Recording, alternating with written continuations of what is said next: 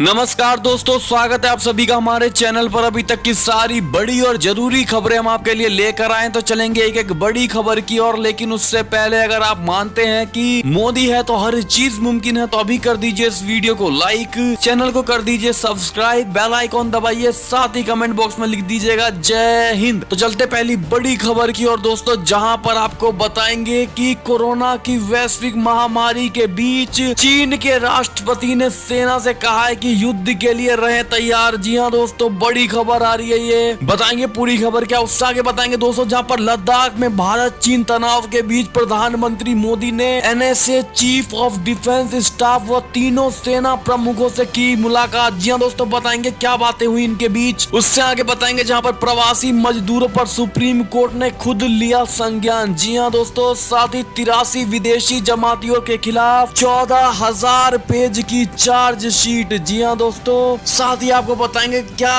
उद्धव सरकार गिर जाएगी। जी हाँ दोस्तों, देंगे आपके पूरे सवालों का जवाब, जहाँ पर सीएम देवेंद्र फडणवीस ने भी जवाब दिया है। बताएंगे पूरी खबर, तो बने रहिएगा वीडियो के लास्ट तक। इस वीडियो को अभी अपने भाई बंधुओं में शेयर करना मत भूलिएगा दोस्तों। तो चलते पहली बड़ी खबर की ओर, जहाँ पर आपको बता दें कि कोरोना की वैश्विक महामारी के बीच चीन के राष्ट्रपति ने सेना से कहा है कि युद्ध के लिए रहे तैयार। बता दें आपको, कोरोना वैश्विक महामारी के बीच चीन के राष्ट्रपति शी जिनपिंग ने मंगलवार को देश के सुरक्षा बलों को निर्देश दिया है कि वे सैनिकों की ट्रेनिंग को मजबूत करें और युद्ध के लिए तैयार रहे। जी हाँ दोस्तों, वहां की सरकारी मीडिया ने उनके हवाले से कहा, राष्ट्रीय संप्रभुता की पूरी तरह से रक्षा और देश की समग्र सामरिक स्थिरता की रक्षा करने के लिए सैनिकों के प्रशिक्षण को व्यापक रूप से मजबूत करना और युद्ध के लिए तैयार करना महत्वपूर्ण था। आपको बता दें, उनका ये भाषण ऐसे वक्त में आया है जब अमेरिका के साथ तनाव चरम पर होने के बीच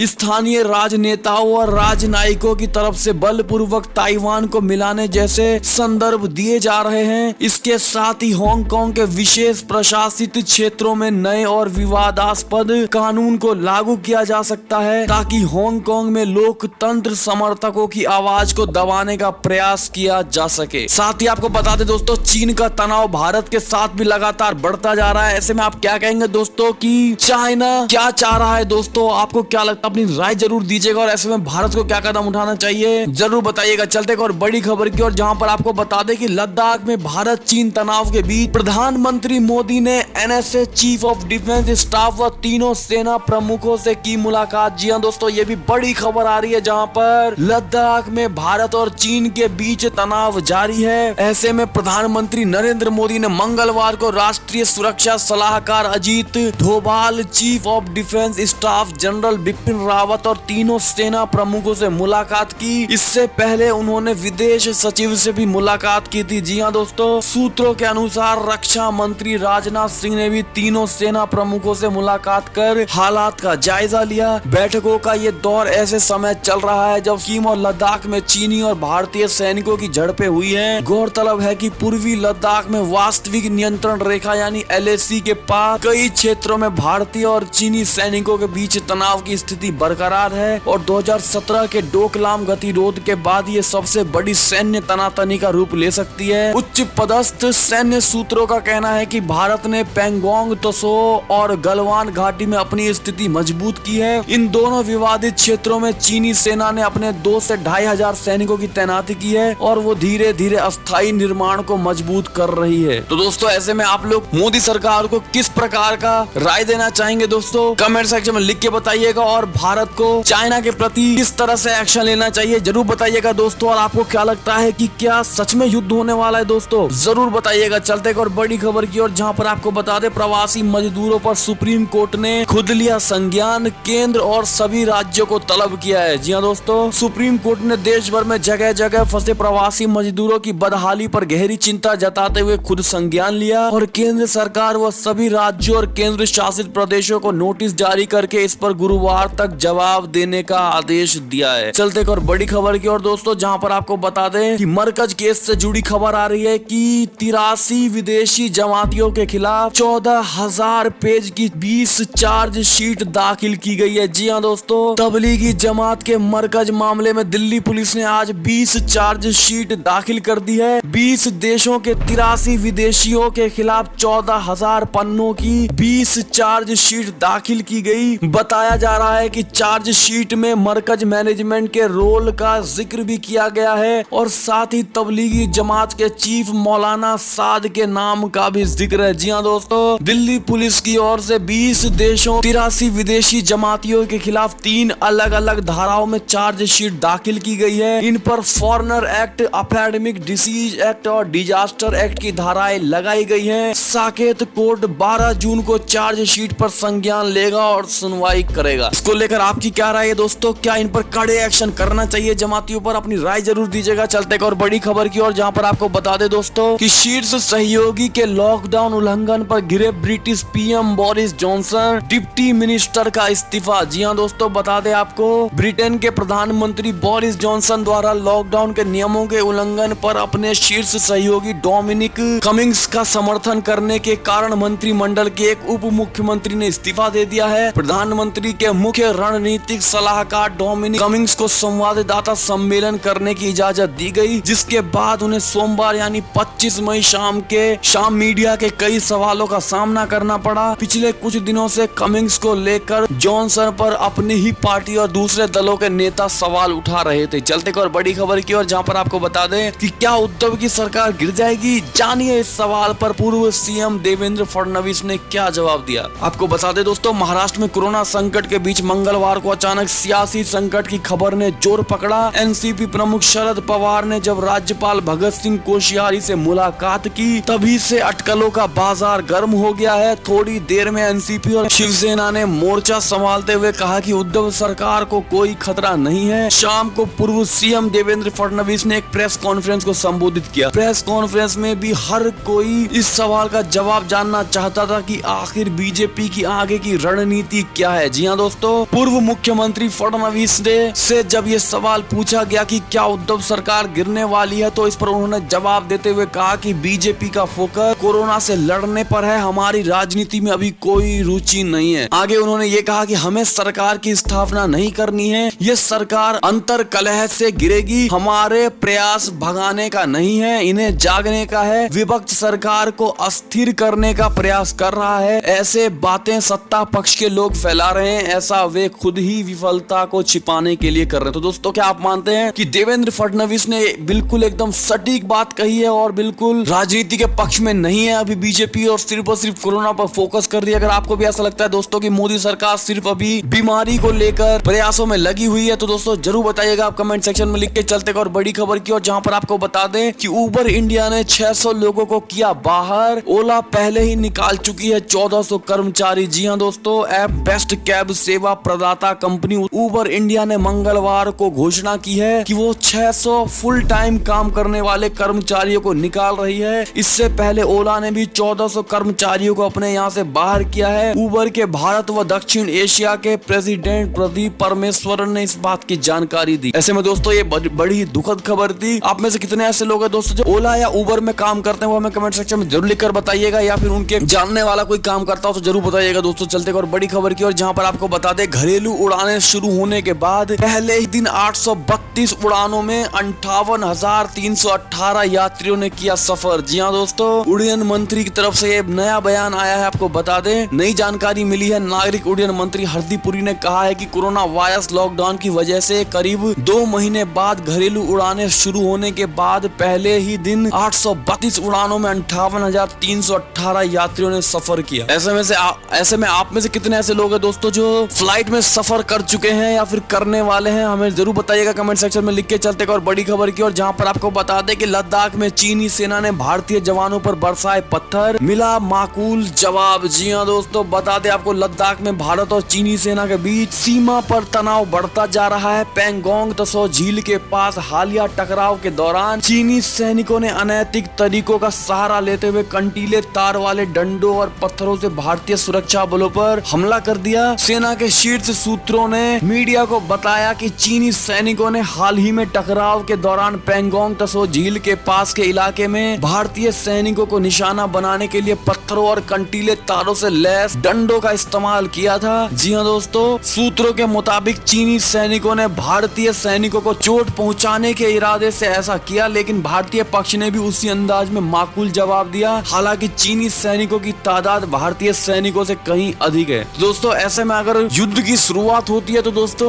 भारत को किस तरह से कदम उठाने चाहिए, अपनी राय जरूर दीजिएगा। दोस्तों चलते एक और बड़ी खबर की ओर, जहां पर आपको बता दें कि जनधन खाते में 500 रुपए महीने दे रही है सरकार। जाने कैसे खुलता है ये अकाउंट। बता दें आपको, कोरोना महामारी के बीच गरीबों के लिए जनधन बैंक खाता मददगार साबित हो रहा है। जी हाँ दोस्तों, लॉकडाउन के दौरान गरीबों को अपना घर चलाने में आर्थिक परेशानी नहीं हो, इसके लिए केंद्र की मोदी सरकार ने प्रधानमंत्री गरीब कल्याण पैकेज के तहत महिलाओं के जनधन खातों में 500 रुपए की किस्त भेज रही है। दरअसल सरकार ने 3 महीने अप्रैल, मई और जून तक 20 करोड़ महिलाओं के खातों में 500 रुपए डालने का ऐलान किया है। अप्रैल और मई की किस्त भेजी जा चुकी है। देश की 20.5 करोड़ महिला जनधन खाता धारकों के खाते में 500 रुपए की 2 किस्तें भेजी जा चुकी है। आपको बता दें, कोई भी भारतीय नागरिक इस योजना के तहत अकाउंट खुलवाने के लिए आवेदन कर सकता है। आवेदक की उम्र कम से कम 10 साल होनी चाहिए। किसी भी नजदीकी बैंक में जाकर या फिर बैंक मित्र के जरिए जनधन खाता खुलवा सकते हैं। तो दोस्तों आप में से कितने ऐसे लोग हैं जिनके जनधन खाता खुल चुके हैं और उनके पास अकाउंट है, हमें कमेंट सेक्शन में लिख के जरूर बताइएगा दोस्तों। और कितने ऐसे लोग हैं जिनका अकाउंट नहीं खुला है, वो भी जरूर बताइएगा दोस्तों। चलते एक और बड़ी खबर की और, जहां पर आपको बता दें कि रेलवे का दावा, महाराष्ट्र के लिए की थी 125 ट्रेनों की पेशकश। जी हां दोस्तों, प्रवासी श्रमिकों के लिए ट्रेन चलाने के मुद्दे पर केंद्र और महाराष्ट्र सरकार के बीच जारी विवाद के बाद रेलवे ने बयान जारी किया है कि रेलवे ने कहा है कि महाराष्ट्र से श्रमिकों को निकालने के लिए 125 ट्रेनों की पेशकश की गई थी, लेकिन राज्य सरकार 25 मई को सुबह 2 बजे तक 41 ट्रेनों को स्वीकृति दे पाई। रेलवे ने जारी बयान में कहा कि इन 41 ट्रेनों में से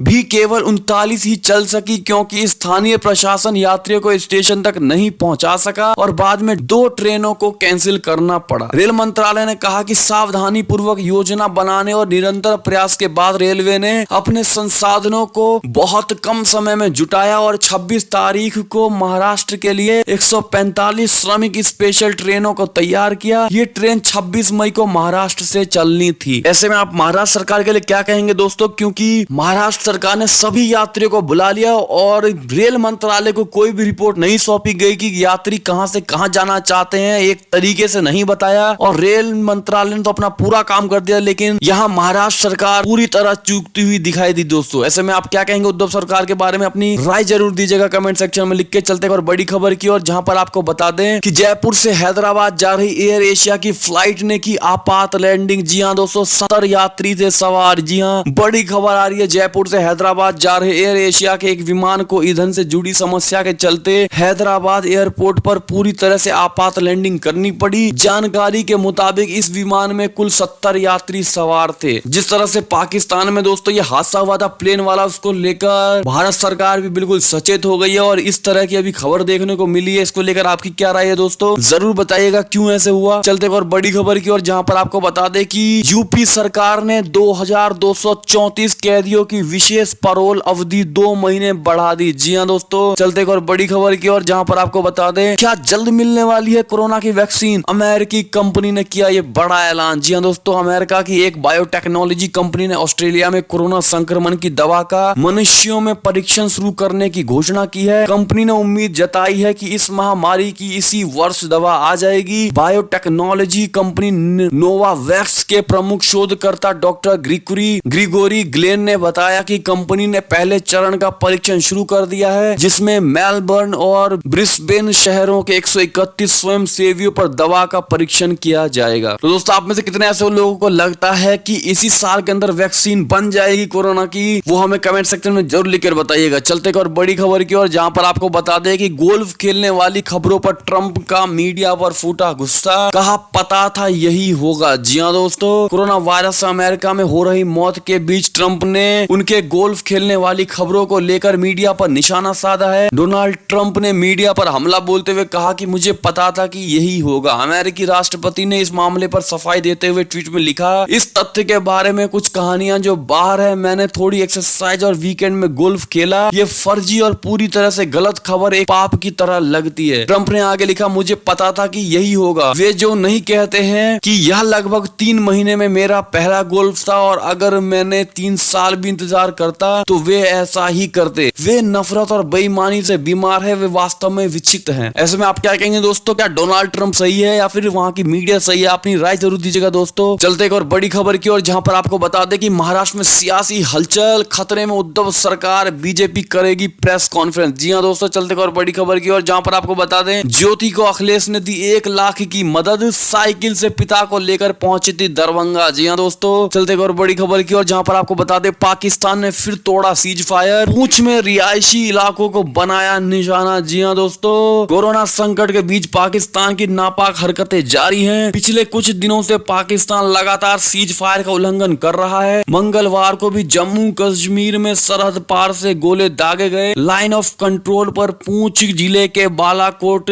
सेक्टर में पाकिस्तान की ओर से मोर्टार दागे गए, जिसका भारतीय सेना ने माकूल जवाब दिया है। बता दें कि पिछले कुछ दिनों में एलओसी पर सीज फायर उल्लंघन की घटनाएं बहुत ज्यादा बढ़ गई हैं। ऐसे में दोस्तों भारत सरकार को क्या कदम उठाना चाहिए पाकिस्तान को लेकर, अपनी राय जरूर दीजिएगा। चलते एक और बड़ी खबर की ओर दोस्तों, जहां पर आपको बता दें कि कर्ज से उबरने के लिए एयरटेल ने लिया ये बड़ा फैसला, फायदे का बताया जा रहा है सौदा। जी हां दोस्तों, भारतीय सर्विस प्रोवाइडर कंपनी एयरटेल ने अपने मौजूदा देनदारियों से निपटने के लिए एक नया कदम उठाया है। कंपनी अपने कर्ज को खत्म करने के लिए अपने हिस्सेदारी बेचने का